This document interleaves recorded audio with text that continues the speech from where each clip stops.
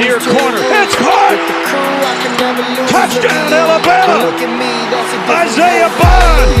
Take 5, it's time to reboot. Duck, goose, goose, I don't need to choose. Lillard, long-range three, with 5 seconds to go. They're going to pay attention to the clock. Gillen. Unbelievable! No time left.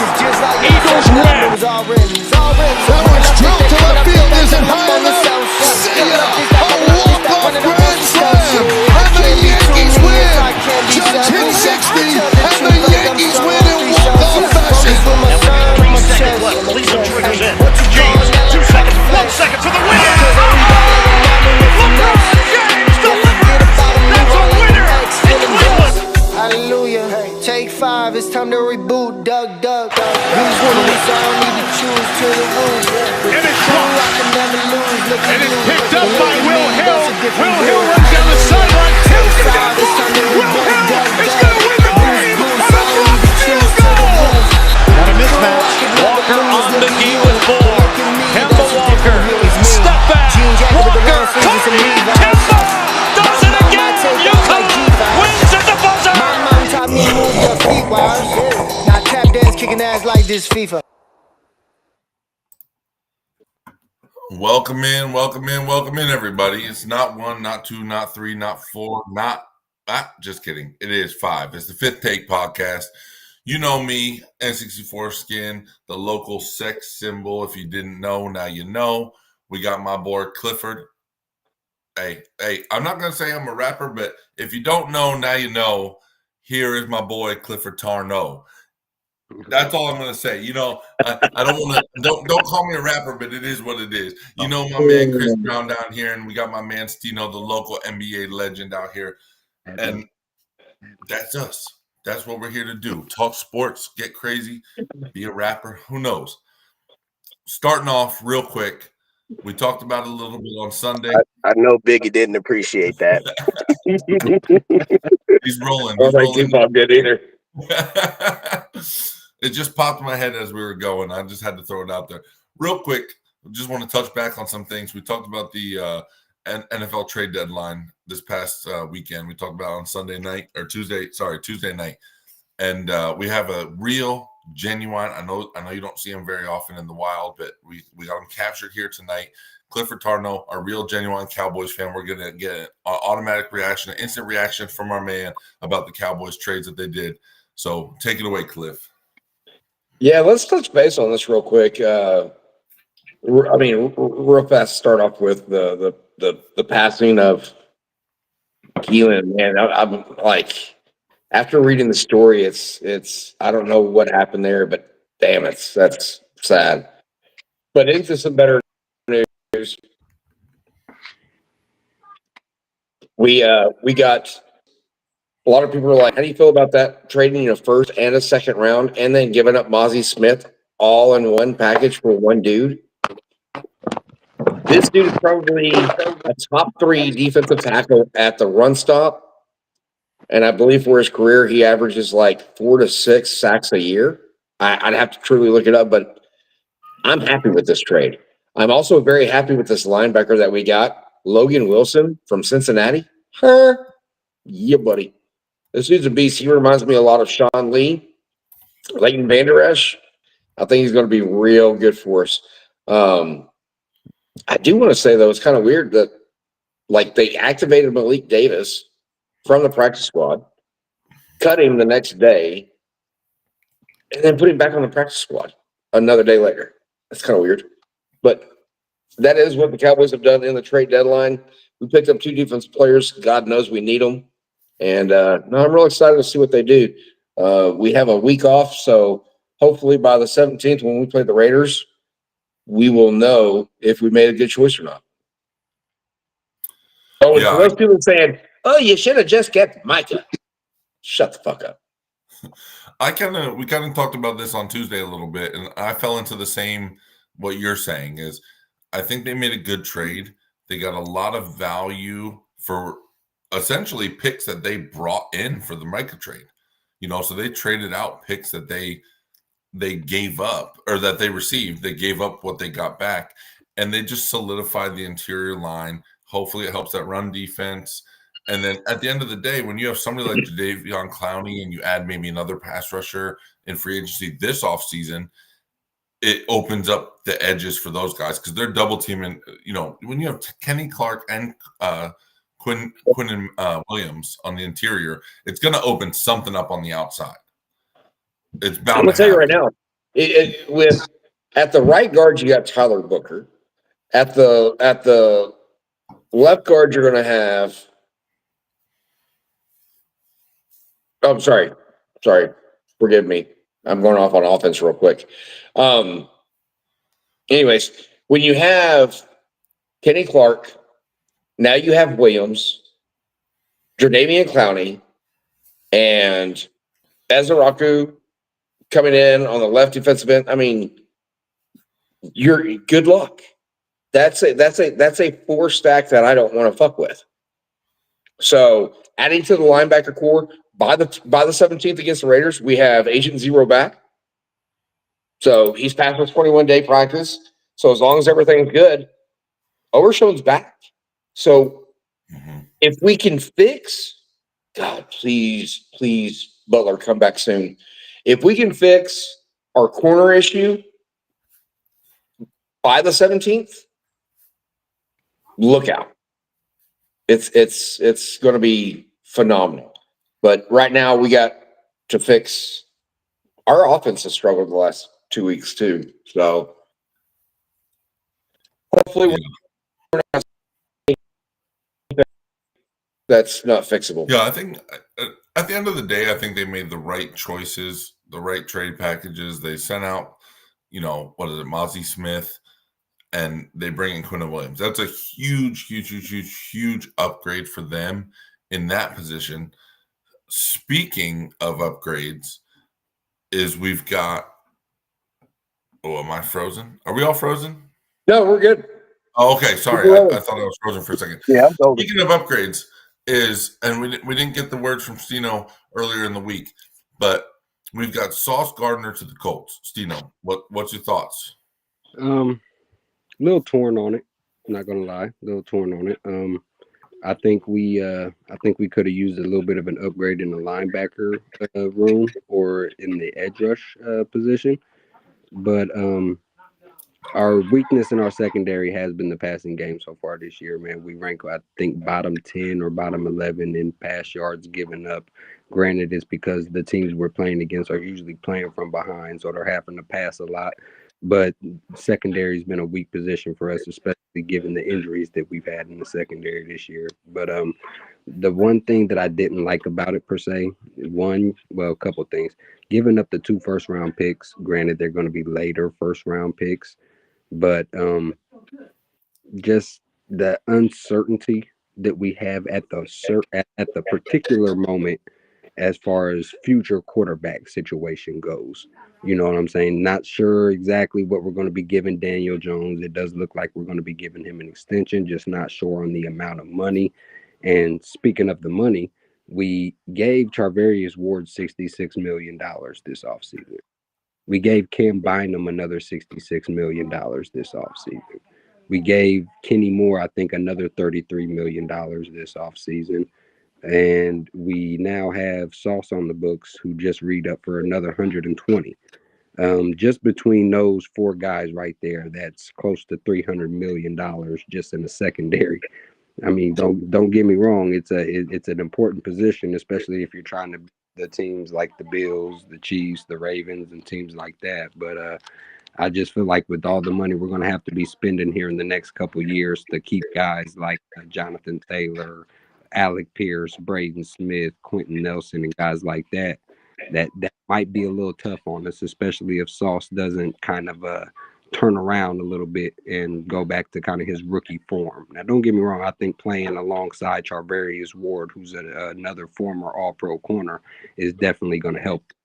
But I want to see it first. You know what I'm saying? I want to see it first.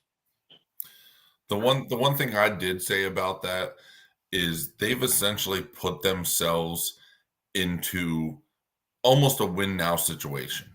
You spent the money, you made the trade, you gave away almost all your draft capital as far as the next couple of years with those 2 first-rounders going. And if you don't win, where do you go? You can't draft a quarterback. You're not drafting a quarterback in the 2nd through 7th round. It does not. Very rarely does that work out for anybody. Maybe the 2nd, but not so much outside of the 1st. So that was my first reaction to the trade. I think it definitely does help them. If you look at the Colts, they've got one of the best corners in the league, or should be one of the best corners in the league. They've got the best running back in the league. They've got one of the best wide receiving corps in the league. Their secondary, with the addition of Sauce Gardner, becomes one of the most potent secondaries in the league. But if you don't do anything with it, you kind of put yourself out there. You're not going to get any better than what you are right now. So if you're not winning with what you have right now, it kind of puts you in a precarious position where we can't pick up anybody. We don't have the money to pick up anybody. We don't have the draft capital to go out and get another superstar in another position or a potential superstar in the draft. It makes them very vulnerable to kind of falling off a cliff, in my opinion. I think that they have the opportunity to be well. And I do think that as far as the AFC playoff race goes right now, they are going to have to go through either the Chiefs or the Bills. And the Patriots are going to have to go through either the Chiefs or the Bills. And I think, personally, for myself, we could see a Colts-Patriots AFC championship, depending on how the seedings lie and as it goes forward. Cliff, what do you think going forward? AFC, just strictly the AFC. What are we thinking for the playoff race as it stands right now? Like you get like we're fixing to talk about this here in a second, but you got the Broncos at fucking 8-2, and it's like after watching this last week's game, it's like how in the world are they at 8-2? And then you got the Colts, right? The Colts are having phenomenal success with Daniel Jones, so you're like, man, are they the front runner? And then you come up and you look at the Patriots; they're not horrible, right? They're 7-2. They're doing great, but do you really trust that it's going great? Like, are these AFC teams that we're normally talking about at the top? The Ravens, 3-5, right? The Chiefs have had a resurgence, and they're finally coming back along, right? But like, the Bills are 6-2, the Patriots are 7-2. You got the Colts that are sitting here looking at 7-2. Are they the front runners? Are we going to see a re-rivalry of the Colts and the Patriots? Mm-hmm. It could very well possibly be, right? So I personally, yes, I know we're going into week 10. This season has been one of the wackiest fucking seasons that I can remember in quite some time. So for me, I mean, yeah, I could see them running it, but at the same time, can you count out the Broncos even though they played like complete dog ass? I mean, you don't really count them out, but you don't really have a lot of faith in them because look at the teams they struggled against. I mean, when you look at the schedule, a lot of the teams they won by like probably 3 to 5 points have terrible records. So I mean, they do have the potential to go against some of the best teams in the league, but at the same time, they play down to their competition and underperform. So they're one of those teams that if there's some trap games on their schedule, they're likely to go down more than anybody. And this is from a Baltimore Ravens fan. That's crazy. I mean, you can't really say because New England lost to Las Vegas, right? They lost to the Pittsburgh Steelers. They've won against Miami, Carolina, New Orleans, Tennessee, Cleveland, Atlanta. So have they played anybody? Buffalo. I mean, these are close games. They just beat Atlanta by 1 fucking point last week. They beat Buffalo too.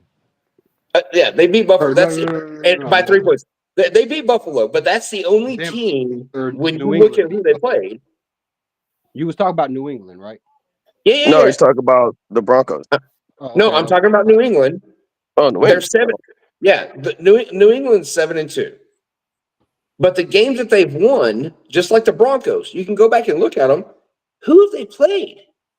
Not a single team other than the Buffalo Bills and I think Pittsburgh.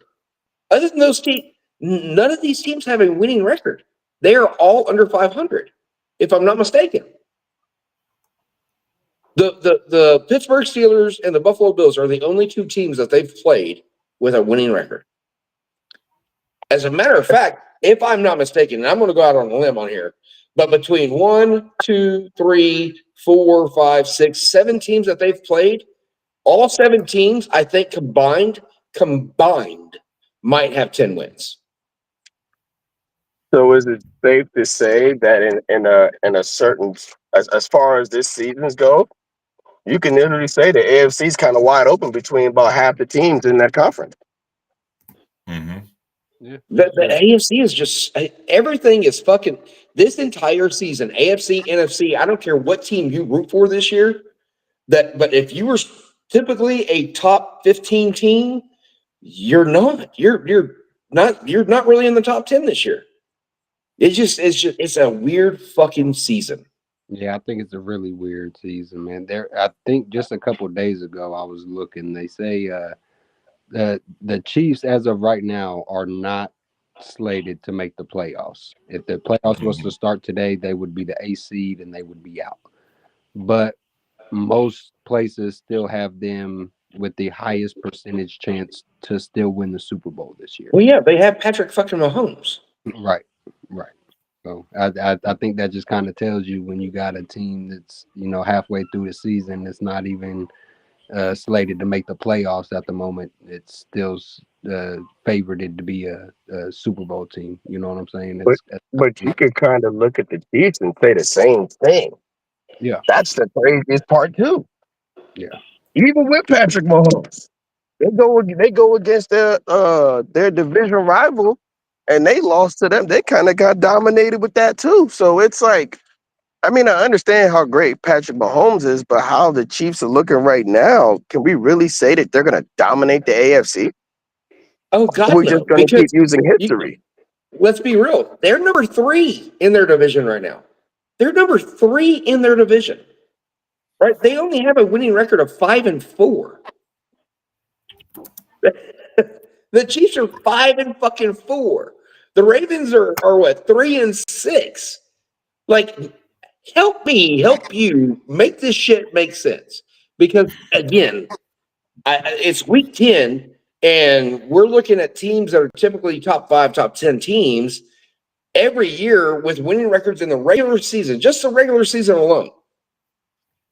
On a normal basis, top 5, top 10, all year, every year, that are not in the top 10.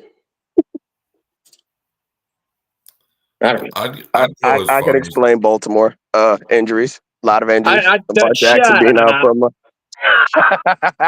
I ain't got the fucking defense, and I'm not defending shit for the Cowboys. I would go as far to say, and this is as a Chiefs fan, I would go as far to say that I would trust Baltimore right now more to make the playoffs than I would the Kansas City Chiefs. I think the Chiefs, when you're in a division with the Broncos, who myself and maybe other people consider to be the most inconsistent good team in the NFL. Like, there's no denying that they're a good team, but they are very inconsistent. They play down to bad teams. They play up to good teams. They aren't blowing the teams out that they should blow out, and they're barely winning against teams that they should just dominate. When you're in a division like that, and then you also have a team like the Chargers, who, as far as just strictly talent, to me, Justin Herbert should be considered in the top 7, if not the top 10, just strictly from a talent perspective. I'm not talking about the stats this year, just the way he throws the ball, where he puts it. He's able to put it where he wants to put it. He gets his receivers open. They're not necessarily open when he throws it, but he gets them in the position when he throws it. Honestly, the Baltimore Ravens, to me, just have a better chance. That division in itself in the AFC North is way more wide open than people want to admit. I get that Pittsburgh has hit a little bit of a streak as far as, playing well enough to win games. But I think Baltimore, fully healthy, when they come back, whether it be in 4 weeks or in 6 weeks, they are going to ring off some wins, and they're going to be able to be in prime position to win that division.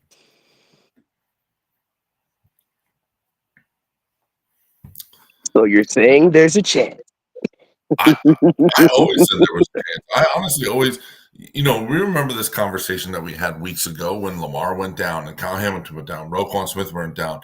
everybody went down, and a lot of I'm not even gonna say Chris. Chris was not one of these people, but a lot of Ravens fans, they blew the whistle. They were like, all right, season's cooked. Let's tank. Let's get a good pick. We'll build more around Lamar. You're there now. It is all about the injuries this year. I think once they become healthy, even now, they're winning games now with just Lamar back. You know, once your defense becomes healthy, I don't think the trade of Jair Alexander was really a big detriment because he didn't do shit for the Ravens. He wasn't the Jair Alexander that we saw in Green Bay. That defense was completely fine without him, and they're going to be completely fine without him again after the trade. I just think from a Chiefs fan perspective that I would trust Baltimore more to make the AFC playoffs, the AFC side of the playoffs, than I would the Chiefs right now. And I'm not saying the Chiefs won't make it. I'm just saying that I have more faith in Baltimore moving forward than I do with Kansas City. Oh, okay. Cliff, I got a bit of a problem with you right now. When 64 mentioned the injury, you didn't say nothing. When I mentioned the injuries, I got told to shut up. I just want to know, bro, what's going on? We cool? We cool? I'm gonna answer your question. You ready?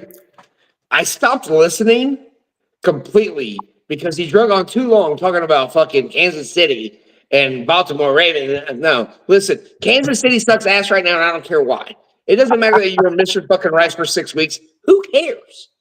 You still have a Patrick Mahomes, Travis Kelce, and they have a fucking issue that you've never seen before. They're not connecting and jiving like they used to. You had Worthy, and then he got hurt. Who gives a shit? I have a defense that is dog shit, ranked 32nd in the fucking league. Am I making fucking excuses? I don't want to hear them. Your team sucks ass. You're like 5-3.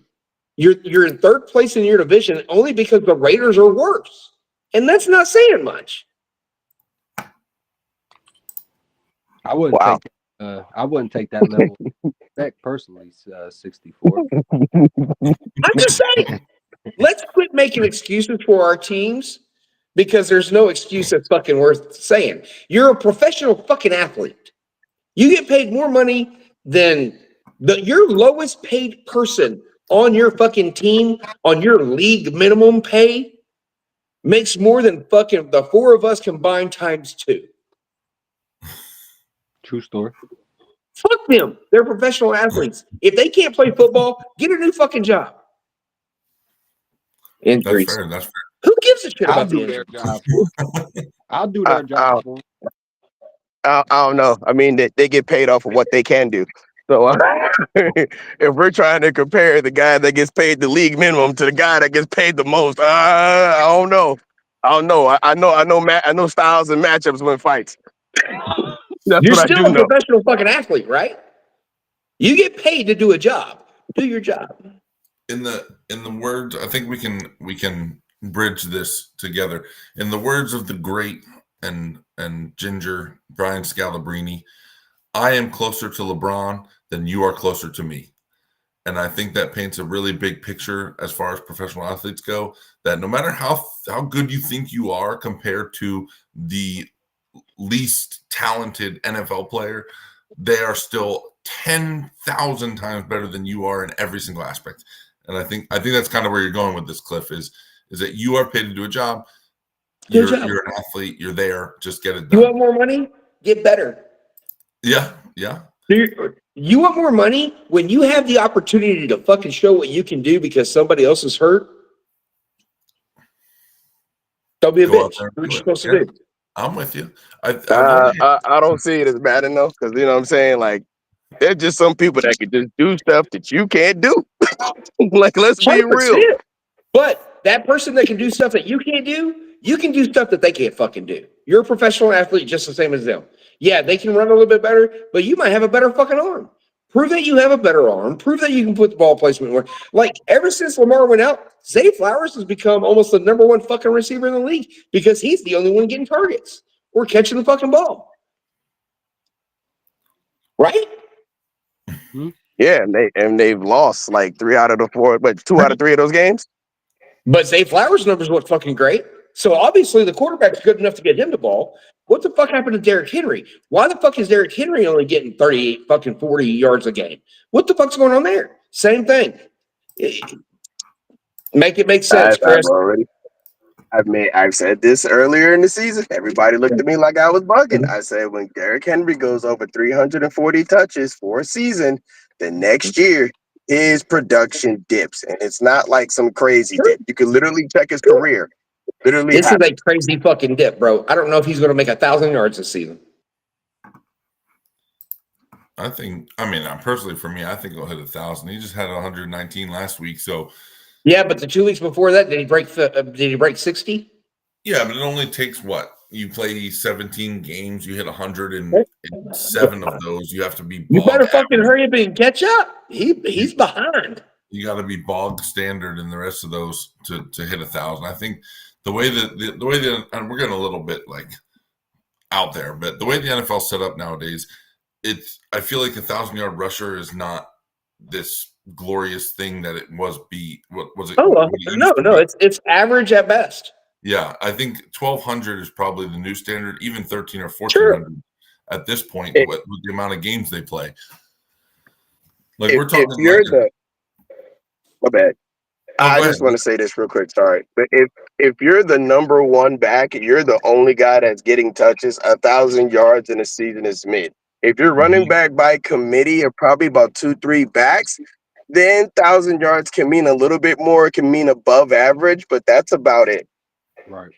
Yeah, you're talking like a Rico Dowdle, Chuba Hubbard situation, or a Ramondre Stevenson, Travion Henderson, and what used to be Antonio Gibson before he got injured situation, where there's multiple premier backs, guys that touch the ball, they basically touch the ball equally throughout the whole season. Let me ask a question to you guys. Change something just a little bit.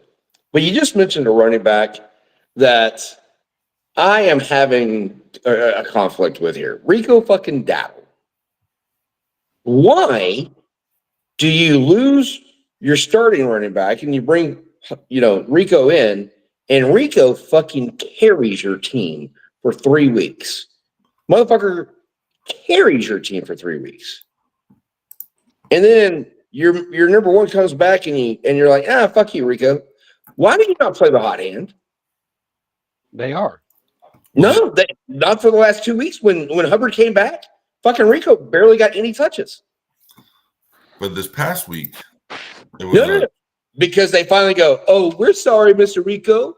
Yes, please help us. Get us out of this fucking predicament. Yeah, no, I completely understand what you're saying. That's you like this, Chris? That's good, right? Fucking jackasses, man! I swear. It's like a similar situation. We kind of talked about it on Tuesday, or at least I talked about it. I don't know if anyone else felt the same, but it's like the Patriots. Is you spend a draft pick, you draft Travion Henderson, and then you barely use him because you have Ramondre Stevenson and Antonio Gibson ahead of him. Then Ramondre, he has an injury bug for a couple of weeks. He starts fumbling the ball, or he's been fumbling the ball. Antonio Gibson's now out for the year. And then they use Travion Henderson and an undrafted free agent that they picked up. I don't get teams somehow, and I think maybe that's why we're sitting here talking sports, and that's why the GMs that they have are out making money and making moves and this and that. But in my eyes, and I feel the exact same as you, Cliff, is if Rico Dowdle is getting over 200 all-purpose yards 2 weeks in a row, and your main man comes back, I'm not giving the ball to Chuba Hubbard. I am sticking with Rico Dowdle until he proves to me that he can't be the premier back. And as far as I'm concerned, he has not proved that yet. Last week, 25 touches, 120 or 130 yards or something like that.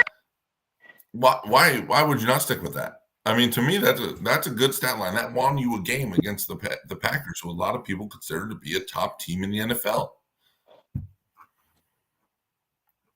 I don't know about a lot. Them two teams they lost to, it brings them into question too. Let's be honest. You lost to the Pack. You lost to the Panthers and the Browns. Both teams with limited offensive capabilities, and your offense wets the bed because their defense is efficient. Like I don't get it. I don't get it. That's why they're in question with me, because how you lose to two teams like that. and the way they did. I hold the Packers to the same standard essentially this season as I do the Broncos. And this might be the AFC West bias, but I feel like a lot of people see it this way. And I've used this phrase before as the most inconsistent good team. That's how I feel about the Packers. That's how I feel about the Broncos. They just aren't consistent week to week. They still find a way to win. You know, they lose to teams they shouldn't lose to, yada, yada, yada. Speaking on the Broncos, let's dive into this game from Thursday night, because I don't know about you guys. I fell asleep about halfway through the first quarter. It was honestly unwatchable. It was unbearable. I couldn't stand to sit there and watch it. I don't know if anybody else watched it. Give me your thoughts. Let's hear what you got to say. It was a defensive struggle, but that was me snoring. I love it. It wasn't even as much as a defensive struggle as it was just play calling so conservative to the point where it was like, what are we doing? I mean, when you look at the Raiders, they have had defensive letdowns against a lot of teams this year. And the fact that you had Sean Payton running the ball so much, and then at the same time, you're not converting on third downs. One of them, he decided to get tricky and do a double pass, and that was poorly executed. Sometimes you just got to do what your offense does best. Stop trying to do cartwheels and somersaults. If you tumble very well, tumble your ass as the best you can to the finish line. And I see that's what Denver tried to do too much of. They wanted to be ground and pound, but they have the capabilities of just tearing it apart in the air. And it just didn't work out. I don't know what to say. I mean, the Raiders literally had 2 turnovers. They turned the ball over. They had an interception and they had a blocked punt. And both of them were on the Raiders side of the field. I believe between the 30 and the 10. And the Broncos was kicking field goals. Like, come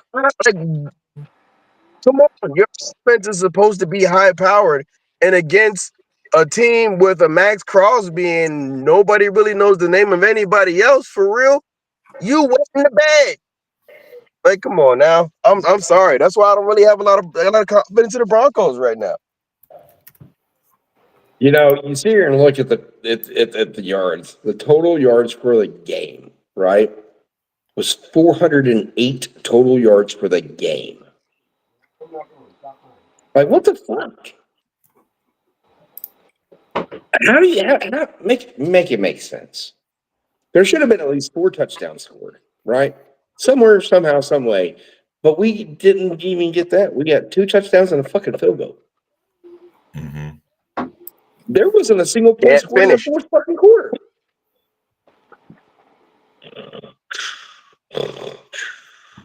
Yeah. Like I How said, the fuck are the Broncos 8-2? My thoughts exactly. Speaking on what Chris was speaking on, I pulled up the Raiders depth chart, and I'm interested to know. So aside from Max Crosby, without looking, for those of you that have a computer handy, can you name another starter on that Raiders defense? On the defense? Am I included? Yeah, Jeremy Chin. anyone that's here. Can you name another starter on that Raiders defense? Jeremy Chin. Tyree Okay. Wilson. That's 2. No, I'm not gonna lie. I'm not seeing him listed here. Tyree Wilson plays behind Max Crosby. Tyree Wilson's behind Max Crosby. Yeah, that's what I'm seeing. I think they're probably starting him on the other And then isn't it Jamal Adams? right now. There's Adam Butler, Jamal Adams, Eric Stokes. They drafted a corner, Kelly or some shit. Mhm. That's about all I know.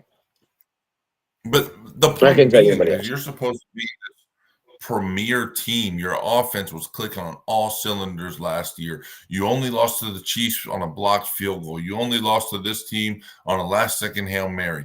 You lost a lot of games, close games last year that you probably shouldn't have lost. and you come in on Thursday night, you play against a Raiders defense that has no name value. They don't really have any statistical value besides Max Crosby, and you can't put anything together. I'm just so flabbergasted by this Denver team. I don't know what to do with them. Not that we sit here and do power rankings, but where do I put them? I know they're number one in the AFC West. I know that they're pretty highly ranked in the AFC as a whole. But where do you put them? Oh, and to make this an even bigger mystery, you have an offensive mind in Sean Payton, and your offense is underperforming in certain games against bad teams. Mm-hmm. Hang on, here's a question for you. Did anybody watch part of the game, right? So Yeah. Watch the parts where they kind of scored. So Raheem Mostert, did you watch him carrying the ball on the returns? Yep. Okay. Why the fuck are you not playing him on offense other than 5 plays throughout the entire fucking game? Why are you not letting this motherfucker catch more than 1 pass? Why are you only throwing it 1 time to him? 1. 1 reception, 1 target, 11 yards. For who? Fucking running. Well, I mean, 1 if attempt, we're talking, 4 yards. For who? Raheem Mostert. How do you say his name? Whatever. Mostert. Yeah.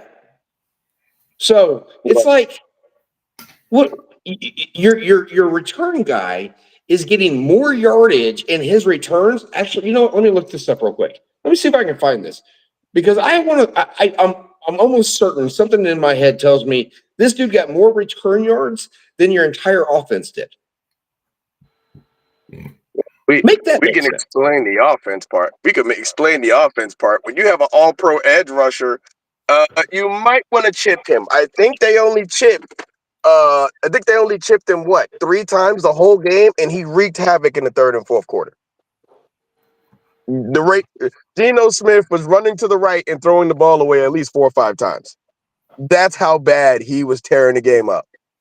This dude has a 4.9 yards per carry average for 2025. 4.9 yards per carry. Let me go find out what his fucking the Genty has. Give me 1 second. Let me find this shit. Probably around 3.2 would be my guess. I'm fixing to tell you. Yeah, Because 3.2 in the last game. I think he's had a couple games below that, and I think he's had a couple games. 3.8. Who's the better back? Ashton Genty. We're not I going mean, to say that. if you look at the numbers, We're not going to say that Raheem Mostert is a better running back just because he's averaging a couple 0.2 yards per carry more than what he is or whatever. You know what I'm saying? Like, it's a full yard, 1.1 yards more carry, sir. Not a couple of points. Either way, Raheem Mostert's not better than Ashton Genty, man. I wouldn't go that far, because I believe Raheem Mostert was a top 3 rusher in the league. I believe 1 year. That was, I believe, A-Chain's rookie season. That was a 2-back system. So let's not try to make it seem like Mostert's a scrub, because he ain't. I'm not saying he was the league leader in tutty. All I'm saying is, when you got a back that's averaging 4.9 yards. No, because we pride ourselves on factual, not casual around this motherfucker. Factual, right here. Factual by the fucking numbers then. Factual, and let's factual be real, is this. Not your opinion. Factual is this. You have a running back at 4.9 yards versus a running back at 3.8. Who are you going with? I'm going with the running back that I drafted with a fucking top. No, that's not. No. You wanted to say factual. Again. Let's be factual. Right. Factually, you're going to go with the running back who was touted as a generational prospect who you chose top 10, who you're damn near about to pay top dollar to, not a 30-year-old running back who's coming off multiple injuries in multiple consecutive seasons. Right? I'm sorry. What about the Cowboys running back? No, we're not doing that either. Just because I draft you first round doesn't mean you start automatically. Okay, so Yeah. y'all Hey, would hey. really start a 30-plus-year-old running back who's coming off multiple injuries and multiple consecutive seasons over a guy who should have just won the fucking Heisman and again touted as a generational fucking running back prospect, even though he's behind a fucking piss poor fucking offensive line, right? But It part would of the make sense. reason why It he it struggled makes this sense year to start the isn't because of 30 the year old. line. For a good chunk of the season, he didn't know what he was doing. So He's here you still go. pressing pass block. Hang on. How about this? I'm going to go with a running back through 10 years of his career, still holds a 4.99 average yards per carry. That's who the fuck I'm going to go with. I'm going to go with tried and true versus the new guy that's doing 3.8 and not looking very good. That's what I'm going to go with. If I'm a coach, I'm going to go with the experience and the guy that through a 10-year career is still at a 4.99 yards per carry.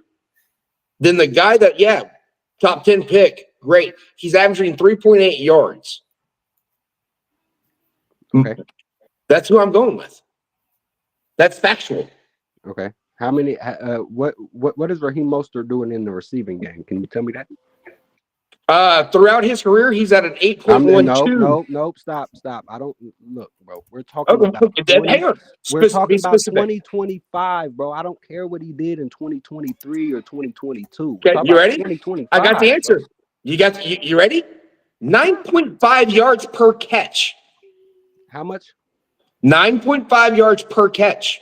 How many catches?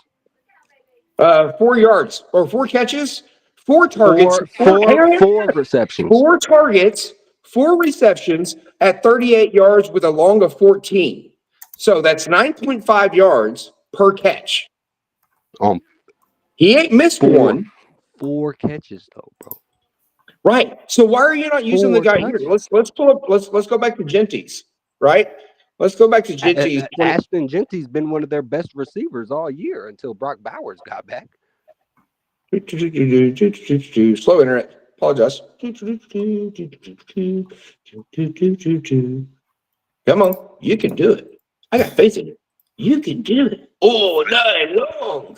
I think it opens up the conversation, and I hate to play devil's advocate in this and play both sides, but I think it opens up a conversation that you have a running back that's been there for a long, been in the league for a while. He is an effective running back, whether it's through the pass game, through the run game.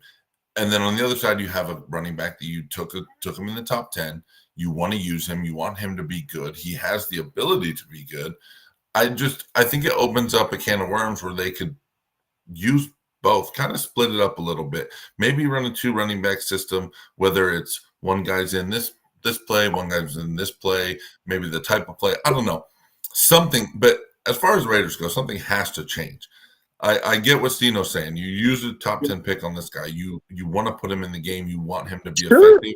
But if it's not working and you have a guy that has proven for the past 10 years that he can do it, he did it on a Miami offense that, at the time was one of the top offenses in the league. He led the league in touchdowns, whether it be rushing or receiving. He's still got some juice in the tank. He did it with San Francisco too. He ran them to the Super Bowl. I think it opens up a can of worms. I think it can go both ways. You want to use Genty. I think he's probably the more powerful running back. He gives you the best chance to get those yards, whether it's like a short yardage third down or something like that. But I do think it opens up a can of worms for them to say, okay, we have 2 guys that, this is our young gun. We can rush him a whole bunch of times in the game. He shouldn't have an issue. And here's our old-time veteran that proven year in and year out on different teams, whether it be Miami, San Francisco, now Oakland, any other team that he's been on. I'm sure there's another team in that list somewhere that has kind of proven that he can do it anywhere. There's a case to be said on both sides.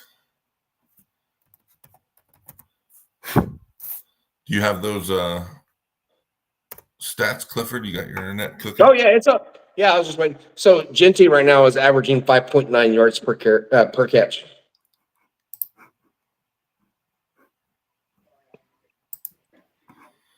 Yeah, I think it's comparable, Why but are we only like talking about yards per? Because that shows if the running back's able to keep the offense on schedule when he gets the ball. Okay, bro. All right. It also can be. It also All right. can be. Hold on. It can be the line can be the main contributor, or it can be something slower the running back down from getting a higher yards per carry. You know what I'm saying? When it looks like he is not ready yet, top 10 rotational situational, it don't matter. You need some time. The draft is nice. I get it. The dude was incredible at Boise State. But if you missing pass blocks, you blowing assignments or where you need to go, what hole you need to run to, come on, bruh. You're not ready. You don't know the playbook. You got talent. If the 30-year-old's outperforming you, there's a problem. I do have one question, Cliff. How many carries does Raheem Mostert Sure, he's have? outperforming. He's outperforming him in yards per carry and yards per catch. Congratulations, Ashton Genty's outperforming him in everything else. What else? How many touches does Raheem Mostert have? 17. How many touches does Ashton Genty have? 143. It seems like you have an explosive back and you're not using them. That's just me though. No, I'm actually right there with you, Cliff. I think, or sorry, Chris, not Cliff. I think that ultimately, at the end of the day, they provide the same thing. Ashton Genty at any given point running the ball can break 4 tackles and go for 60 yards. And Raheem Mostert at any given point can outrun half the defense and go for 60 yards. I just think they've at this point committed to what's the word? I'm drawing a blank on the word, but getting Ashton Genty the touches, producing him into an actual NFL running back, and going forward with him. I don't think Mostert was really ever in the plans. Until he shows that he himself can take over a game or be the lead back and produce on a consistent basis, this should be rotational. It should be rotational. If anything, it keeps the defense on edge because you don't know what you're going to get with either one. Because Genty can catch some passes, if I'm not mistaken.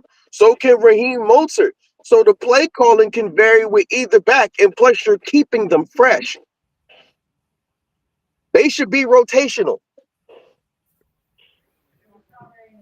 Yeah, I feel that. Yeah, I definitely feel that. I think I don't think there's anything that's going to fix this Oakland offense. I think that Geno Smith has been the problem. He will continue to be the problem throughout the year.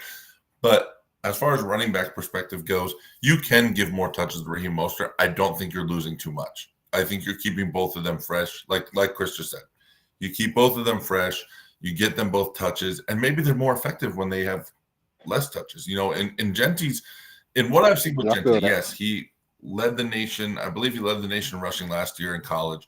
He also led in touches. He led in broken tackles. He led in a lot of statistical categories. So I think giving him a little bit of a break, taking that pressure off of him and giving it to Mostert, they can both be effective in their own way. Yeah, I feel that. I definitely feel that. So I don't like I said before, I don't think necessarily what Stino's saying is wrong. I don't think necessarily what Cliff is saying is wrong. I think there's a middle ground though to it. You're basing and there's nothing against you, Cliff. I think you're basing a lot of what you're saying on 17 touches. It's hard to when somebody's got 17 touches, when somebody's got 100 touches, you know, give That's most where of my argument is he should have more than 17 touches. Yeah. If you have a guy that's performing, he needs to be touching the ball, right? Mm-hmm. I'm not saying sit Genty, but I'm saying play Mostert. He needs to be touching the ball. He's proven on the punt returns, kick returns. He has proven that he can still run that damn ball, right? He played, I think last year, he played 13 games last year, 14, 15 games the year before, 17 games the year before. So he's been healthy the last 4 years. If the dude's got a hot hand, let him run the ball a little bit. Let him catch the ball and run on the outside a little bit. That's what I'm saying. I'm not saying sit Genty, but bring that experience in that has a little bit of a high hand and see if you can build off of that. Yeah, you're basically saying so he's at 17 carries now. If he gets to 50 carries and he's still averaging 4 yards a carry. 4.9, sir. Or sorry, 4.9 yards a carry. He very clearly is I'm not going to say a big playback, but he's going to get you yards. He's going to get you half of a first down every time he touches the ball. Every time he touches the ball. Yeah, if he's still doing that after 100 carries or even after 50 carries, I'd say is a good transition period. Again, for his career, he's at 4.99. So this is a 5-yard back every time he touches the ball. 10-year career. This isn't like he just did it for 2 seasons. This isn't like he did it for 4 seasons, like some of these guys talk about these great running backs that had 3-4 great seasons in their fucking career. This dude has been a steady 5-yard back for 10 years. He's proven. Let him run the ball some. Maybe he'll teach Genty something. I'm high on Genty when he came out. Love the kid. Think he should be phenomenal. Let the experience show the young kid what to do, how to do it. It's just like with a quarterback. Let your rookie quarterback sit on the fucking bench for a year and let him watch the starter. That's just, split the bats until Genty can lead the team on his own. Yeah, I'm not against it. Like I said, I really don't think there's a saving grace to that Las Vegas or Oakland or whatever you want to call them offer. Get rid of fucking Pete Carroll. My opinion, Pete Carroll's what ruined Russell Wilson for the last 3 years of his career at Seattle.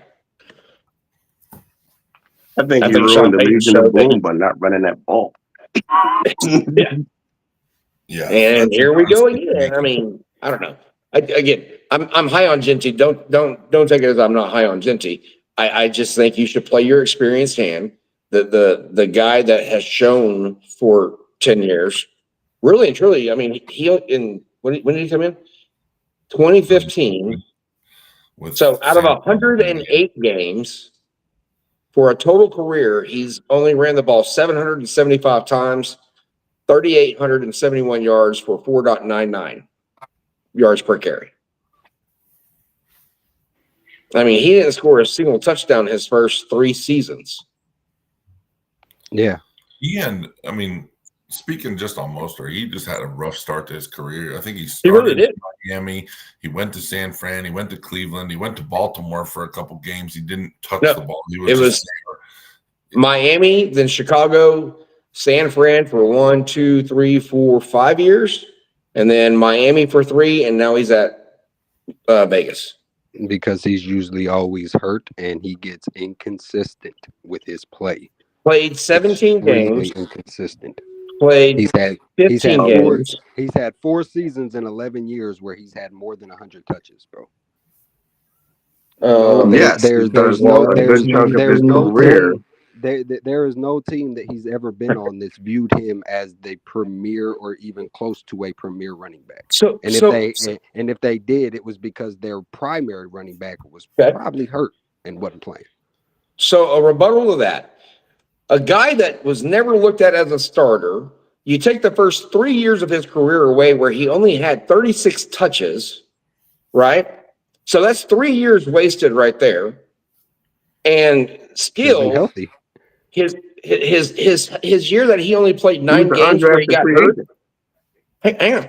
7.6 yards a carry in 9 games. 16 games the following year with San Francisco, 5.64 yards. So that's a full season. He got hurt in 2020, still at 5 yards. 2021 hurt. 2022 he played 16 games, 4.92, 15 games, 4.84, 13 games, 3.27. So yeah, the last 1, 2, 3 years of he was fully healthy. You're right. He had an injury issue, but you can't deny the fact that he can run the ball 5 yards per carry. Because no matter what year you look at, injury or not, his worst one was 3.27 in his career. And that was in 2024. That was last year. Yeah. That was when he was splitting the carries with A-Chain. And by the middle of the season, A-Chain became the number one back. Because He was played better 13 back. games last season. A-Chain was the number one back as soon as the season started. He was getting the bulk of the carries.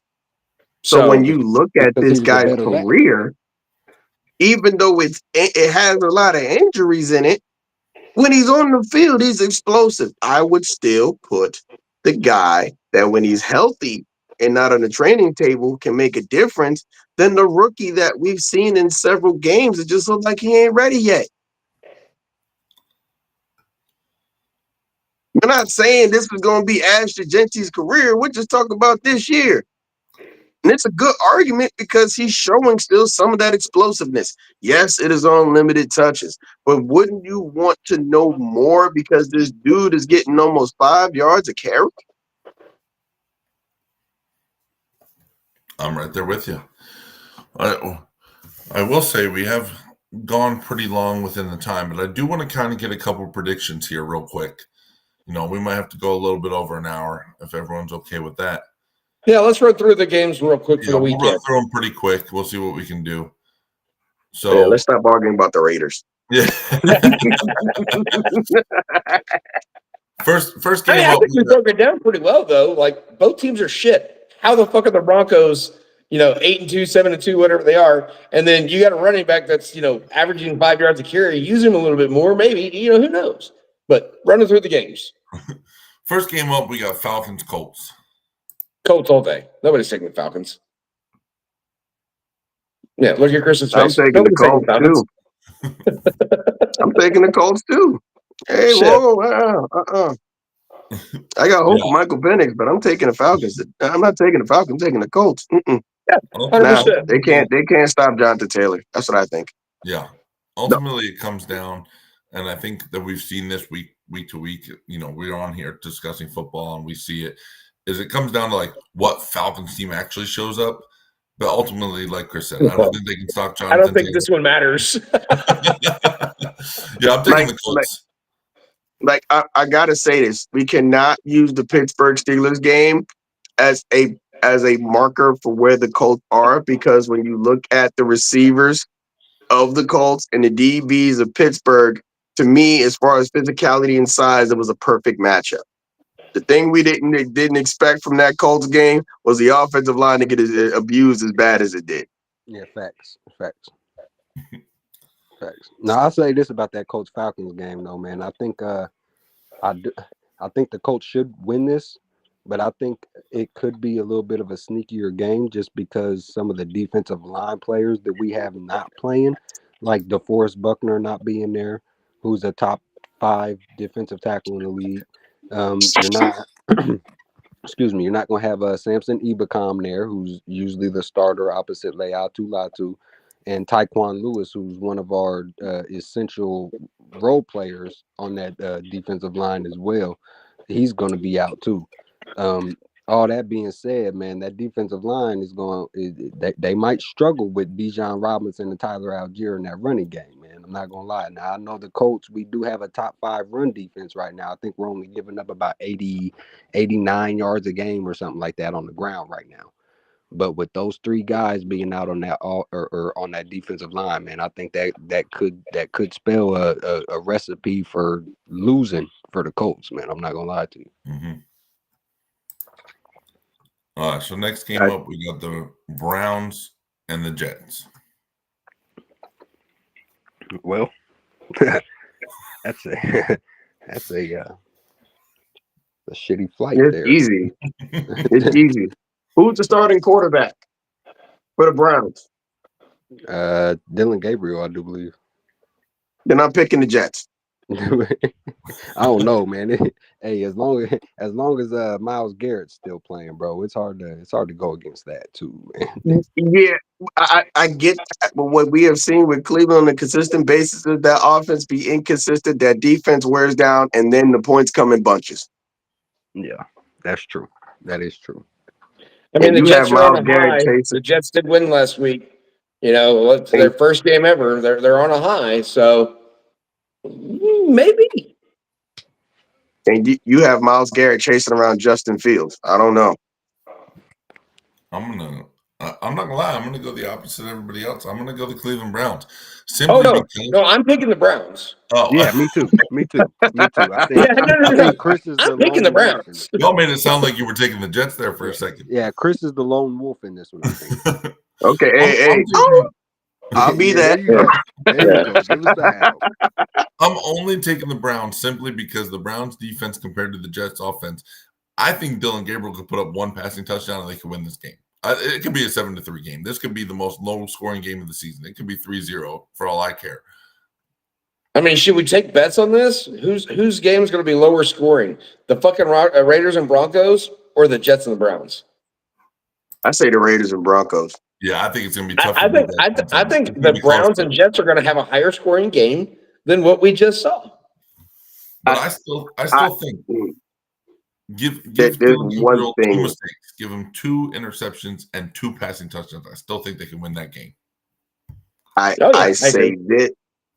say this for this particular reason. Even though the Jets just got rid of Quentin Williams and Sauce Gardner, just like we saying about the Browns, we know Myles Garrett is like he can wreck a game. Do not sleep on these Jets pass rush. One of them I'm gonna mention Will McDonald. Let's not sleep on them edges, because them edges, they get on you quick. They get on you quick, and that's one thing they got to worry about. I think Dylan Gabriel, they're gonna push the pocket. Them edges are gonna just wreak havoc, and I don't really see him getting a touchdown. I see more rushing touchdowns than anything. If anything, Quinshawn Judkins takes over this game. I don't see it from Dylan Gabriel like that. I can see that. If you're a betting man, take Quinshawn 2+ touchdowns, stamp it, call it a day. I think it comes down like Breece Hall, Quinshawn Judkins, who's going to have the better game, realistically. Take the quarterbacks out of the equation. It's all about the running back and the defense. Next game up, we got the Saints and the Panthers. So we just doing the mid-offs, and they're really tough it's a rough matchups week. today, I'm huh? not going to lie. It's a rough week. Who can be less mid on Sunday? You know what? I'll start it off. I'm going to take the Panthers. And the reason I'm going to take the Panthers is they've been playing good football all season. The games that they have lost have not necessarily been bad games that they've played. I think we have come to the conclusion that it does not matter how good or bad Bryce Young plays. It comes down to that run game and that defense and how well they can play and stop the other team. And I just don't think that the Saints, this is another one of those situations where I don't think the Saints have enough firepower to keep up with whatever the Panthers have, whether it's 70 yards and a touchdown to Tet or 200 yards out of Rico Dowdle.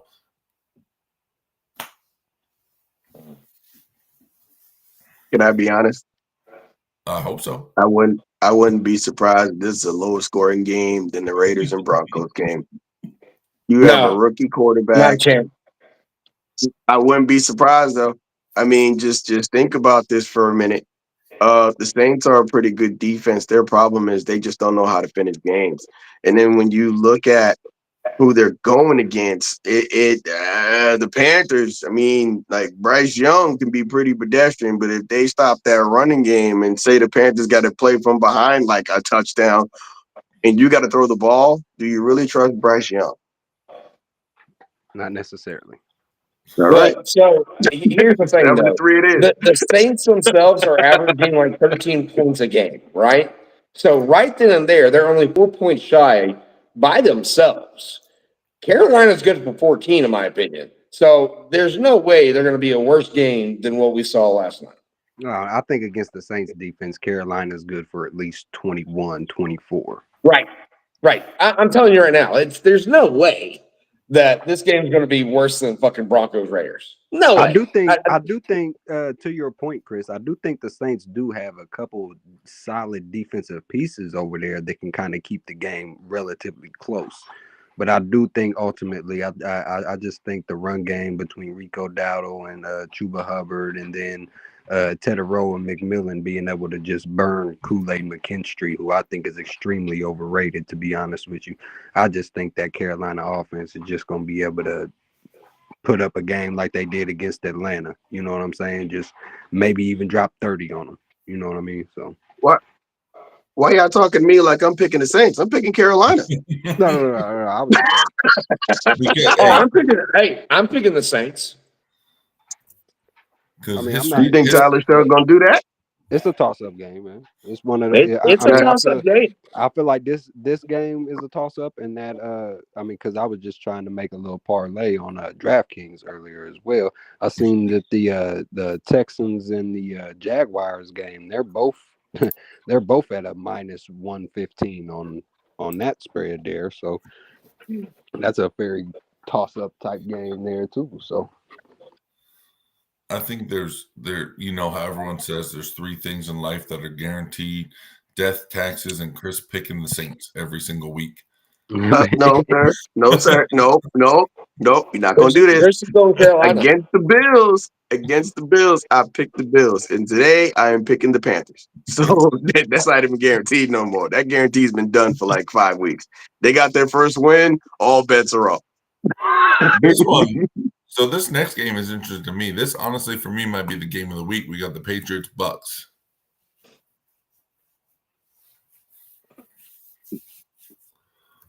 I want to pick the Bucks, but I'm going to say Patriots.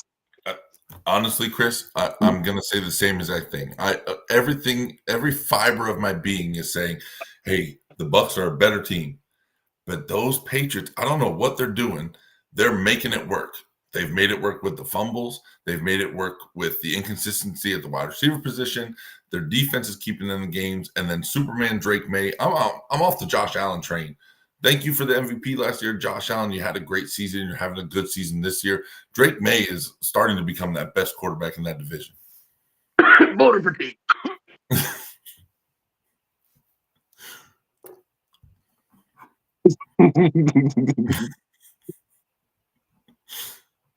Man, I'm trying to think about this. If you look at who the Buccaneers have played, they struggled against Philadelphia a little bit. They lost to the Bills, and they lost to Detroit pretty fucking badly. Yeah, I think I'm gonna have to pick the Patriots on this one. That's been like the tale as old as time with the Buccaneers the past couple of years with Baker Mayfield has been, hey, we are a good team, but we lose to other good teams. That's just been what it has been. Besides the Eagles, they've kind of dominated besides this last game. But they lose to the Lions. Besides the Lions, where they got fucking spanked 24-9. Yeah. But that's what I'm saying. It's like the other playoff teams in the NFC, the other playoff teams in the AFC, they lose to those teams. They have a decent record because they play the Saints, the Falcons, and the Panthers twice a year. Well, but they've only played them once so far this year. They also almost lost to the Jets. Almost against the Jets. For me, a win's a win. A win's a win. I'm not moving the needle on almost losing. Whoa. When we're talking about these matchups, yes, the win is a win, but how you win matters. We were just talking about the Broncos, about how they win games against poor teams. So, I mean, you know what I mean? I'll give you that. Hey, aren't they getting back? Aren't they getting back Godwin this week? I'm not sure. I believe Bucky's coming back this week, and so is Chris Godwin. Talk Ravens Vikings for a minute, and I'll look into that real quick. So Ravens Vikings, Lamar's back. Ravens win this game. I fucking hate the Vikings because JJ McCarthy is an overrated piece of shit. I called it before the season started. The motherfucker was out by week 5. I called it. He's injury prone. Great. He came back and won the game for him this last week on his first game back. Woohoo! Oh, Hercules. Shut the fuck up. Fucking JJ McCarthy, bitch Look ass. at the professor reference. Hey, look, bro. What do you say about JJ, bro? He's consistent. Okay. I'm getting hurt. No, listen, bro. Look, bro. Three starts so far in his career, right? His 2 wins, both of them were kind of come from behind victories, right? Both of them, he threw, I think, 146 yards in both of them. He threw 2 touchdowns in both of them, 1 interception in both of them, rushed for a touchdown in both of them, and won the game. I'm not saying it's consistently good, but it's consistent. You know what I'm saying? When you started with that, I thought to myself, this is the same guy that just talked about a running back that couldn't stay healthy, and he's supporting a quarterback that can't stay healthy. No. I'm not supporting. Okay, He's got some type of consistency. Love to you, it. Stino, I'll- man. I'll- You know what I'm saying? He's got some I'll type of say this. consistency to his game. Oh This man, this is about Lamar Jackson versus a Brian Flores defense. Let's just make this clear. I do love me some And the Brian thing Flores, about bro. it is, I am taking Lamar Jackson because he has torched a Brian Flores defense because he cannot rush the passer the same way. You cannot do all those zone blitzes like that because they leave alleys for a quarterback to run. He cannot wild out the way he did before because of it. So my take is Baltimore wins this. I wouldn't be surprised if it's by a touchdown or 2. Yeah, I'm right there with you. I'm going to take Baltimore. To go back to the Bucs real quick, as far as today on the Bucs injury report, Godwin's out and Bucky Irving are out. Thanks, sir. That always could change. That Could change by tomorrow.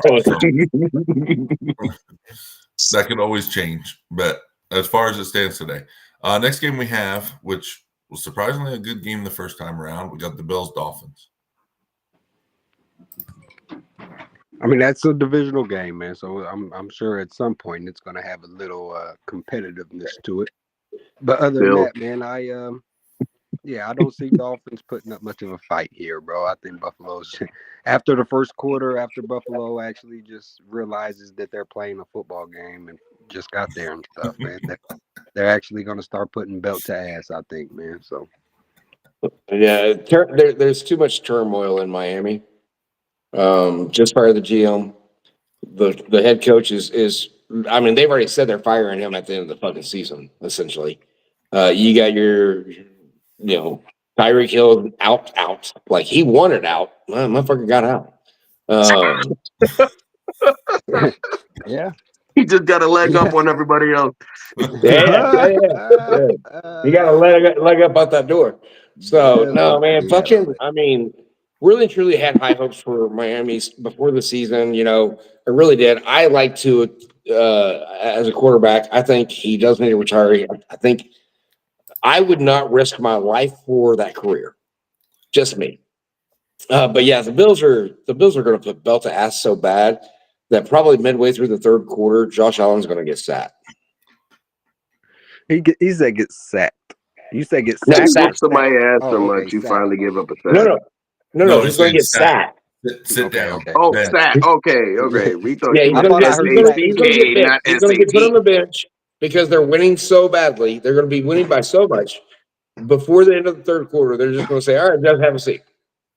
I'm gonna say, okay, go out there, Mitchell Trubisky and Ray Davis. Let's go, man. They might even let Kincaid, the tight end that used to play quarterback in high school. Fuck, hey, why don't you go out there and throw the ball a little bit? Here's why I say the Bills. Tua not only has a losing record against his division, he also has a losing record. I believe he only won one game against the Bills, and I don't even think he was playing that game. So when you look at the career, it's kind of just like, yeah, the closer your team is to Tua Tagovailoa, the higher chances they have of winning. If they are in with the division, it's damn near automatic. If you're in the same conference, it's about 75-25. Now, if you're in the NFC, he has a good chance. But outside of that, no. No, Bills. Yeah, Bills take this one. Yeah, we're looking at a clean Bills sweep on this one. I believe, let me just check. Giants, Bears for the next game. This one to me, and I see Chris is about to go off because I feel like he has something really important to say about this. So let me get this out quick. This to me is the most interesting matchup. I think we've talked about it in previous weeks. The Giants are doing something, now with missing Malik Neighbors and missing Cam Scatterboo, they lose kind of that like edge, a certain je ne sais quoi that they had with those guys. I think that ultimately the Bears do end up winning this game, but I don't think it's a sit down knockout. Bears are 100% winning. I'd put it probably at like a 67 to 33% roughly for myself. I think the Giants could make something happen. I just think without that thing, we always talk about it. There's a thing, whatever it is, whether it's vibes or attitude, energy, whatever is brought by Cam Scatterboo and Malik Neighbors and that youth movement, it's just not going to be there. I think Jackson Dart's going to kind of do what he can, and ultimately the Bears going to take that W. Well, guys, for me, this is going to be my last pick real quick because, unfortunately, this dude has to get up at 4 a.m. It's a tough call. I was really excited about the Giants, right? They were going so long. I was really happy for them, but I called it at the beginning of the season. The Giants aren't going to win 6 games this year. And that's just the way it is. I also said that the Bears, by the end of the season, are going to have 9 to 10 game wins. So I have the Bears winning this game. I think they finally found something. It looks like Caleb Williams finally quit painting his, fingernails and took the game serious. No, he still does. I got the Bears. He still does that. It's just Is he still doing it? Because I haven't noticed it. It's not as bright or colorful as it used to be. There's no acrylic on the nails this time. That's why. I think what it is I think what it is once you start winning games, I think shit like that just kind of don't matter no more. You know what I'm saying? Yeah. I don't know. I think I do think the Bears is working with something special, man. I think here in the next couple of years, man, Caleb Williams and Roma Doomsday is going to be one of the premier combinations as far as quarterback and wide receiver go in the NFL, man. And I love the toughness that young running back got with too, man. That Kyle Manunga, man, he kind of reminds me of Isaiah Pacheco a little bit, only a lot more structured, if that makes sense. You know what I'm saying? I just love what I see out of that young boy right there. It's kind of crazy you said Pacheco, Stino, because guess where Kyle Manunga came from? Rutgers, the same school. Yeah, yep, Rutgers. I just realized. He was one of my sleepers coming out of the draft just because of the fact of what Ben Johnson likes to do and the type of back that Kyle Manunga is. What I do say is this: we may see why the Bears picked Colston Loveland. I know we saw it in the Bengals game, but yeah, you have if Cole Kmet's out this game, he's out still with a concussion. Yeah, this Bears offense could run wild. I do think we may see competitiveness from the Giants.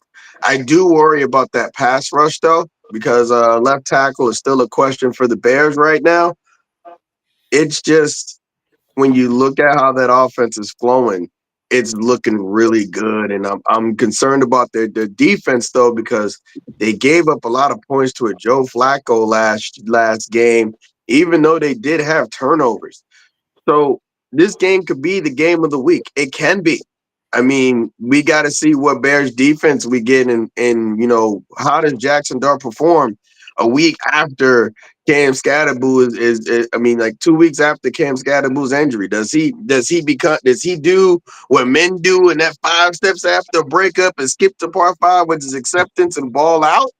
Or is he going to be on step 2 now, where he's kind of like, he's not sure, or what I'm saying, he thinks he has to just be Superman in order to make this team successful. So I do want to see this game. I think it could be a great game, or it could just be a crazy level of belt to ass.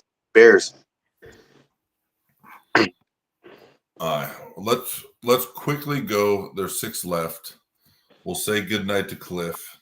All right, Cliff. Gentlemen, I appreciate y'all Bye, being Cliff. here. Thank you, one and all. And by the way, if you didn't hear it, I'm going to repeat it one last time. Fuck JJ McCarthy. Love you, boys. He's consistent, bro. He's consistent. Hey man. He stand 10 toes down. I ain't gonna lie. You gotta respect it. So for our next game, we got the Jaguars and Texans. I don't know how you guys feel. It is getting a little late here, so I kind of want to run through these last 6 games. So I'll just give a pick. I'm not going to elaborate too much. I'm personally going to go with the Jaguars simply because of the moves they made at the trade deadline. I think their offense is going to be a lot better. Texans. Trevor Lawrence is still the quarterback, which means there is more potential for interceptions. I'm picking Houston. Yeah, I'm gonna go Jacksonville here, man. Jacksonville's getting Devin Lloyd back this week. That pass rush hasn't been great this year. I think they only got like 8.5, 9 sacks or something like that this season. I do expect that Jaguars offensive line to get some pressure on CJ Stroud the way that offensive line is. So yeah, I'm gonna take Jacksonville in that one, man. The next game up, we got the Cardinals and the Seahawks. Chris, you want to start us off with that one? Seahawks. I'm just gonna say Seahawks and leave it at that. Wait. Jacoby Brissett's playing. I never thought I'd think about that. Jacoby Brissett's playing. That may make this game more of a wild card because early in the season, the Seahawks did struggle against the Cardinals with Kyler Murray. And these past couple games, you've seen Jacoby Brissett's experience and height kind of play a huge role in Cardinal games being really, really competitive. So I'll pick the Seahawks, but I wouldn't be surprised if the Cardinals kind of pull it out. Yeah, I'm gonna rock with the Seahawks too, man. I've been on the Cardinals bandwagon since we've played them a few weeks ago, and they was the number 1 scoring defense in the NFC at the time, and they're still a relatively good scoring defense. They're only giving up about 21 points a game. But I am going to take Seattle in this one. But like Chris said, I wouldn't be surprised if Arizona gives us more of a game than what we expect. And I will gentlemanly agree with both of you. I'm right there with you. Seahawks probably ultimately should win this game, but I would not be surprised if this is a 3-point or even a 1-possession game by the end of it. Next game, oof, boy. I think I know the answer, but we got to go through it. Lions, Commanders. Stino, kick us off. Yeah, I'm gonna take the Lions, man. I just think, with JD5 being out still, and the way that Commanders defense has been playing, and all the injuries they got over there on that defense, man, I just think that that Lions offense might deliver the ass whooping to the Commanders that the Commanders delivered to them last year in the playoffs, bro. They might put a 50 burger up on them Sunday. So I'm gonna take Detroit. I'm right there with you. This is ultimately a belt to ass. If JD5's not playing, Marcus Mariota is not doing anything for that Commanders offense. He hasn't done anything when he has played this year. And like you said, with the injuries on the defense, nobody's there to stop that Lions from scoring every single possession. I'll say Lions for a different reason. Scary Terry's not playing. Scary Terry was the one that thrashed them in that NFC divisional round, and he's out with an injury. They gotta have Debo, and I don't think Luke McCaffrey's playing. We don't know who their wide receiver 2 is. The quarterback, we don't really trust Marcus Mariota that much. So I think this is belt to ass too. I honestly wouldn't be surprised this is like 35-14 or something like that. Just because of the injuries that Washington has, especially offensively. 2 of their best players are out. And you're asking too much from that defense against a high-powered offense like the Lions. So yeah, it's going to be Lions probably 42-14. Mhm. And that's just being positive. Now we get into kind of a little bit better streak of games here. The last three listed here for this week. We got the Rams 49ers. And I'll kick this one off. I think the 49ers, I don't know how they're doing it, if it's some kind of Ouija board magic or whatever. They're sacrificing players so Christian McCaffrey can stay healthy. Whatever it is, they're staying competitive. I don't know how they keep doing it, but Mac Jones is being a decent quarterback. Christian McCaffrey's healthy. The defense, even though they're losing pieces left and right, is still playing at a decent level. Ultimately, though, I do think that the Rams are just too overpowered. This has the potential to become a shootout. I don't necessarily think that the 49ers defense is going to stop the Rams, and then vice versa. I don't, as good as the Rams defense has been playing, it kind of counteracts as well as Mac Jones has been playing. So I think this potentially could turn into a shootout. And I think as far as the firepower aspect, the Rams bring too much to the table. So I'm going to take the Rams for that reason. I want to pick the Rams. I really do.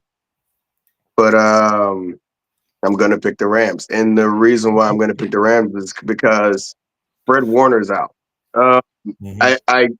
When we look at these two teams, usually when you look at their running game, it's more of a zone scheme against other teams. When it comes to them facing each other, I don't know what it is about McVay and Shanahan. They had tried to have like an arm wrestling contest, like mentally or something. But they run up the middle a lot against each other. And I think whoever can dominate the line of scrimmage is going to win this game. I don't think it's gonna be a shootout. I do think it's gonna be a close game, probably like a 20-19 or a 24-21 type of deal. Mac Jones is playing a pretty good year. And to be honest, it does have a chance to get out of hand because is Puka playing? I don't think Puka Nacua is playing. I can tell. I'll look it up right now. I think he's the piece that can make this game get out of hand. Because that first game he couldn't connect with he didn't have a connection with Devontae Adams, and these last couple games I think he's throwing about 4 or 5 touchdowns to him. So when you look at the evolution of this Rams offense, I do think they have what it takes now to pull it off against the 49ers. Last game they played, no. Yeah, as far as I can see on the Rams injury report, it's unspecified if he will play. God, you got 3 guys on the Rams injury report, and you scroll down 3 clicks on a mouse just to get to the middle of the 49ers injury report. And they're still competitive. That's what I'm saying. I don't think this one's going to be very competitive, man, to be honest with you. I know it's a divisional game, and they usually play each other pretty tight, man. I just the way the Rams are clicking, it seems like on all cylinders of the game right now, man. Their defense is right behind the Texans, only giving up 15.5 points a game. Their offense is looking nice, man. I don't know, man. I just feel like it's going to be way too much to handle for San Francisco and all those injuries they got over there, man. So I'm gonna take the Rams pretty handily in this one. Down to the last 2. We got Steelers, Chargers. Chris, start us off because I know you hate the Steelers, so I want to hear what you got to say. Yeah, I do too. Fuck them. This sucks, so I might have to pick the Steelers. You are right. Both tackles for the Chargers are out. And you're going against TJ Watt and Highsmith. It's not looking pretty good. Yeah. I do think they're gonna have a rough time with TJ Watt. That offense from the Steelers is looking pretty good. I mean, Warren's running the ball pretty well. I just think they don't have enough for the Chargers. I mean, Justin Herbert running the ball now kind of makes it difficult to just rush the passer. He's not an all-pocket guy anymore. So I do think the Chargers may have enough to pull it out, probably like 22-24, 27-20, 24, something like that. It's going to be a close game. Pittsburgh's always let it be a close game. Mm-hmm. Yeah, they do like to make it in close games, man. I feel like the Pittsburgh defense is woken up, though. I'm not gonna lie to you. I feel like after that I'll say 5 turnover because I mean, let's be honest. That first turnover against the Colts, that was just an unlucky, unfortunate bounce of the football. You know what I'm saying? Josh Downs was trying to avoid it, couldn't get out of the way. Ball just bounced and hit him. You know what I'm saying? So it's really only 5 turnovers on the offense. Either way, still fucking ass, right?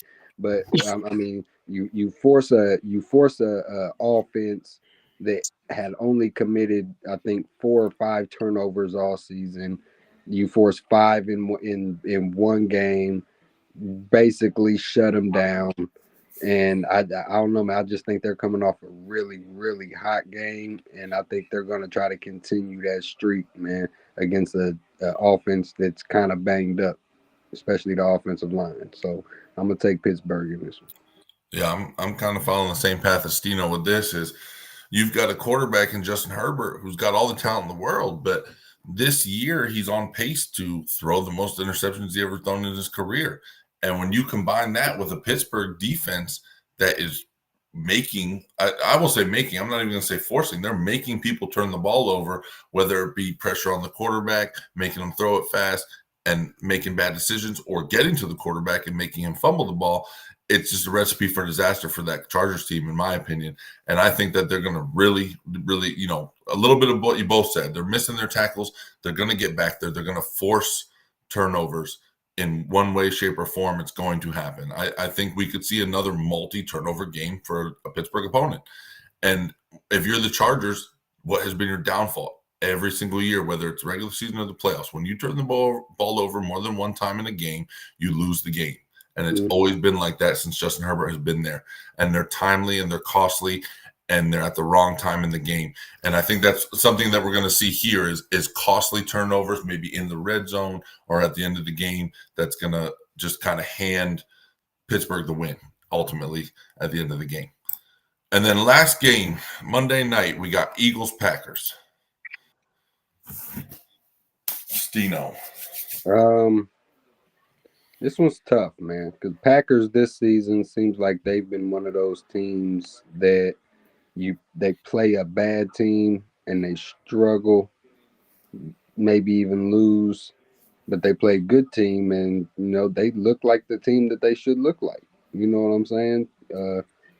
But man, Philadelphia, man, the moves they made in the at the trade deadline, man, I think they're going to blend in well with this defense because they didn't really get no offensive players. But I think it's going to make the defense a lot better in Philadelphia than what it is right now.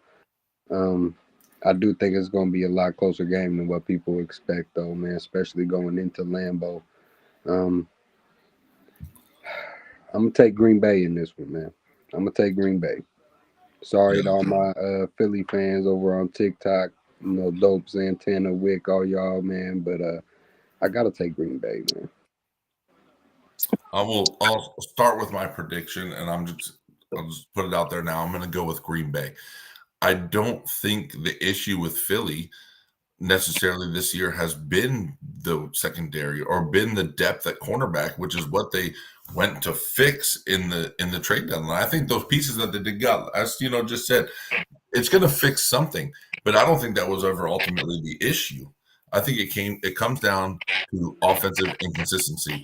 And if that Green Bay Packers defense can play how they should play with Rashawn Gary on one side and Micah Parsons on the other side and creating havoc in the backfield and forcing them to change up their game plan and do something different, we're looking at an Eagles team that had 0 passing yards in the second half against a Bucs defense that does not have that good of a secondary. I think it's going to be one and the same. They're playing against a defense that's going to force some kind of, maybe not a turnover, but it's going to force them to change what they're expecting to do. Oh, we'll let the play develop. We'll get it to A.J. Brown. We'll throw a deep ball to Devontae Smith. That is not going to be there. And they're going to have to change something on offense. I just don't think they have that wherewithal anymore this year offensively to be able to adjust to something like that. And I think ultimately it comes down to just the Packers are going to outplay them both sides of the ball.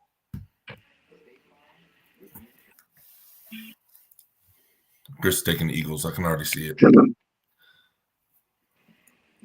Part of me is like Eagles because I believe that Tucker Kraft injury is going to be a really big deal for their offense because it's obviously shown that when things kind of break down or, Jordan Love's having trouble, he does look for Tucker Kraft. He's out for the year, I believe, with an ACL injury. I'm kind of concerned because it's like, now how is that offense going to be adjusting with Musgrave in? Thing about it is that the Eagles have a bigger problem, and I believe that is consistency in their pass game, consistency in their run game, consistency in their pass defense. The thing about it that's going to decide it for me is that Eagles defense. Can they keep Jordan Love out of rhythm? And I don't think they can. I honestly wouldn't be surprised if this becomes a game where Jalen Hurts is trying to come back from behind to win it throwing the ball. And I have Green Bay with this. I just don't. If that the only way I feel the Eagles have a chance of winning is if they can keep Jordan Love out of rhythm. Once he catches stride, that Packers offense, it is crazy difficult to stop. So I'm gonna go Green Bay. Real quick before we cut it off, man.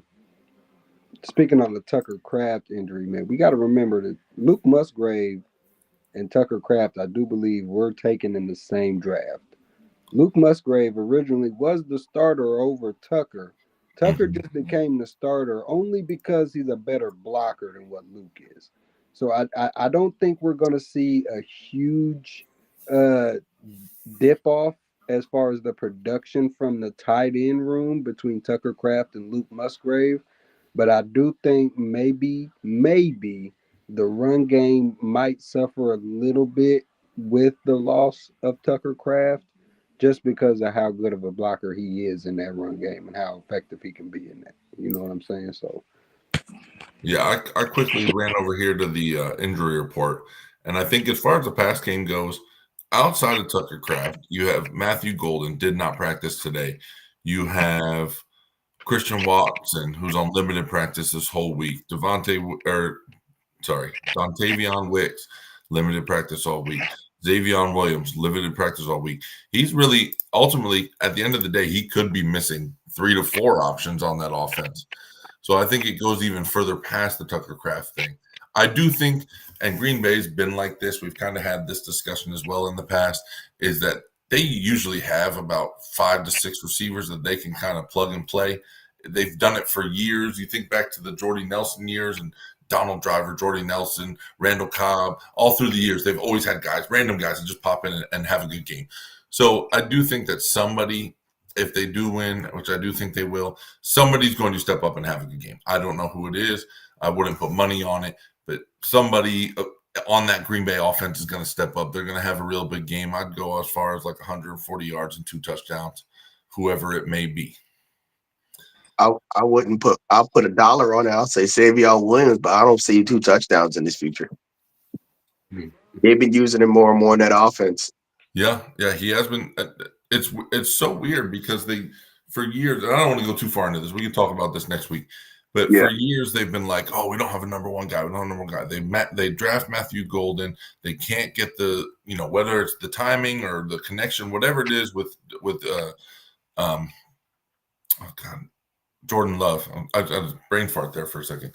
Whatever it is with Jordan Love, him and Matthew Golden cannot connect. I don't know what it is. He's getting open. He, I believe, 2 weeks ago, from the beginning of the season until week 8, had on average the most separation on routes run.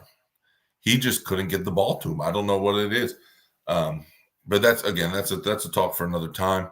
Normally around this time we would do hot takes. I feel like with the NFL heating up and the NBA getting going, hot takes we can put on pause. Let's do this. Let's do a best bet. Maybe something that you're looking at if you're going to be a betting man this weekend with the NFL. What's one thing that you would put on your parlay that you're like, this is what I think is going to hit this week? Man. Me, it's the Jets. Jets beating the Browns. I think this is the last throw with Dylan Gabriel. We I see can feel that. Shador after this.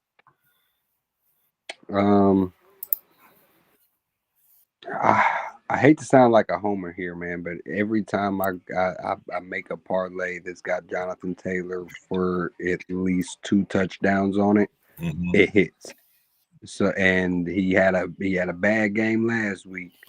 I expect a bounce back game from Jonathan Taylor this week, so I would take Jonathan Taylor for 2+ touchdowns. Now, granted, that's only gonna get you.